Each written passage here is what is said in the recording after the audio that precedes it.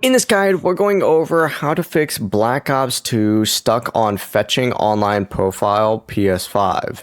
This is Aiden from JustBoz, and before we get into this guide, make sure to like the video and subscribe to the channel with all notifications on. It really does help with the channel and it lets us know that you want more content like this, so we greatly appreciate it. If at any point throughout this guide you did have any questions, just ask them down in the comment section below and we can help you out further.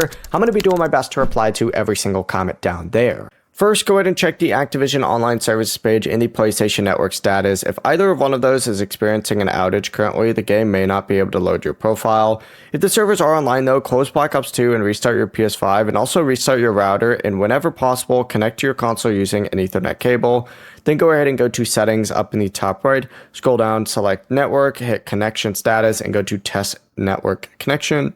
If your network is working and everything's looking good, go ahead and highlight Black Ops 2 on the PS5 home screen, press the Options button, and select Check for Update. And if it's still getting stuck, restart your PS5 in safe mode and select Clear Cache and Rebuild Database, and then choose Clear System Software Cache and restart your console and try loading into multiplayer again. Before you do leave, make sure to like the video and subscribe to the channel with all notifications on. It really does help with the channel and it lets us know that you want more content like this. We'd greatly appreciate it. And if at any point throughout this guide you did have any questions, just ask them down in the comment section below and we can help you out further. I'm going to be doing my best to reply to every single comment down there. Peace.